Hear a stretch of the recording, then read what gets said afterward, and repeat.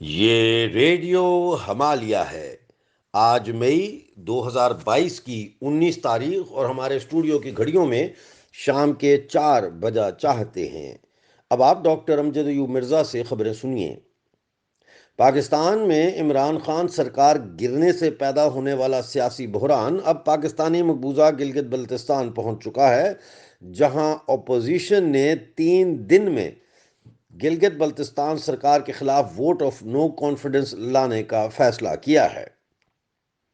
ادھر پاکستانی مقبوضہ بلوچستان کی سرکار بھی کرائسس کا شکار ہو چکی ہے، جہاں چیف منسٹر قدوس بزنجو کے خلاف ووٹ آف نو کانفیڈنس یعنی تحریک عدم اعتماد جمع کرا دی گئی ہے۔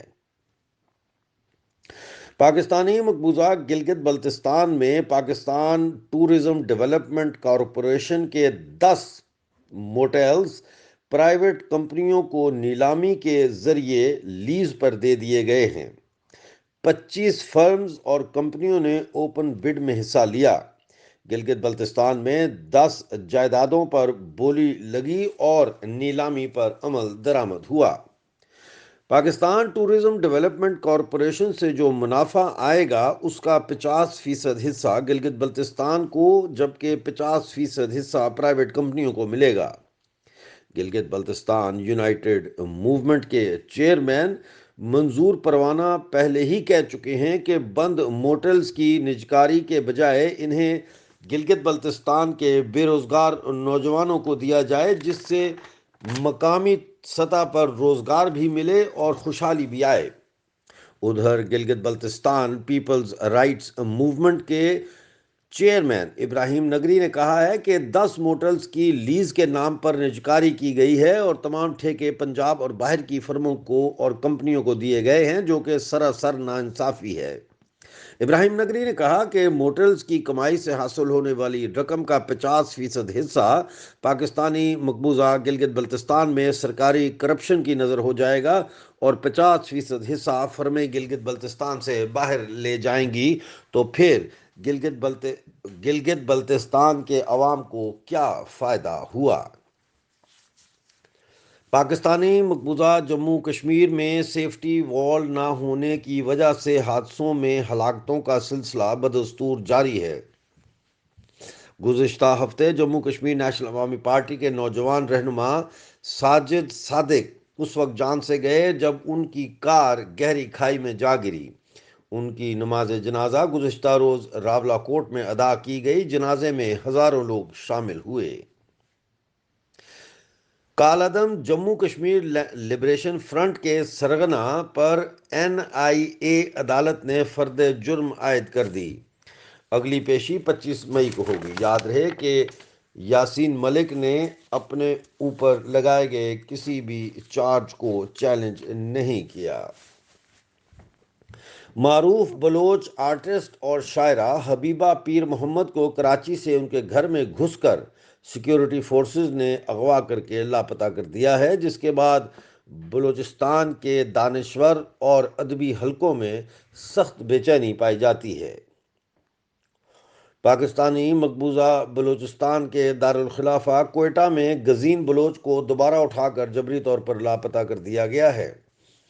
گزین بلوچ 2013 میں پنجاب یونیورسٹی میں BA کے طالب علم تھے اور 2020 میں MPhil مکمل کر کے فارغ التحصیل ہوئے۔ گزین بلوچ کو 12 مئی کو سیکورٹی فورسز نے اغوا کیا تھا، لیکن عوامی احتجاج کے بعد انہیں چھوڑ دیا اور 18 مئی کی رات انہیں دوبارہ اغوا کر کے ساتھ لے گئے۔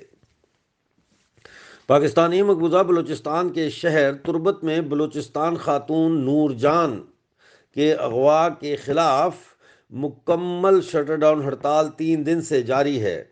نور جان کو کاؤنٹر ٹیررزم ڈپارٹمنٹ اور دوسری ایجنسیوں کے اہلکار اٹھا کر لے گئے ہیں۔ بھارتی یونین ٹیریٹری جموں کشمیر کی حکومت نے اگلے 5 سالوں کے لیے 500 ارب دے کر محکمہ information and film development fund قائم کیا ہے۔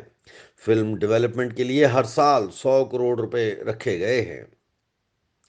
ستمبر سے جموں میں کینسر ہسپتال کام شروع کر دے گا، جس میں وادی کے ساتھ ساتھ ہماچل اور پنجاب کے مریضوں کو بھی سہولت ملے گی۔ جب پاکستانی قبضے والا جموں کشمیر یونین ٹیریٹری جموں کشمیر کے ساتھ واپس جڑے گا، اس وقت میرپور، مظفر آباد، بھمبر کوٹلی اور دیگر شہروں کے لوگ بھی اس ہسپتال سے مستفید ہو سکیں گے۔ اوکاڑا میں 35 سالہ احمدی نوجوان عبدالسلام پر ان کے گھر کے سامنے اس وقت حملہ کیا گیا جب وہ اپنے 3 برس کے بیٹے کو اٹھائے ہوئے تھے۔ حملے کے وقت ان کے ساتھ ان کی انگلی پکڑے ان کا دوسرا 5 سالہ بیٹا بھی کھڑا تھا۔ حملہ اچانک کیا گیا اور چھریوں کے پے در پے وار کر کے ان کا پیٹ پھاڑ کر ان کی انتڑیاں باہر نکالی گئی، جس پر وہ موقع پر ہی جان سے گئے۔ حملہ کے دوران چھری کا ایک وار عبدالسلام کے 5 سالہ بیٹے کی پنڈلی پر لگا، جس سے وہ زخمی ہو گیا۔ یہ واقعہ 12 ربیع الاول کا ہے، لیکن گزشتہ روز بی بی سی پر عبدالسلام کے ماموں کے انٹرویو کے بعد دنیا کے سامنے آیا۔ آپ ریڈیو ہمالیہ سن رہے تھے۔ آج کا نیوز بلیٹن اپنے دوستوں کے ساتھ سوشل میڈیا اور واٹس ایپ گروپس میں شیئر کرنا نہ بھولیے گا۔ اگلے نیوز بلیٹن تک کے لیے ڈاکٹر امجد یو مرزا کو اجازت دیجیے۔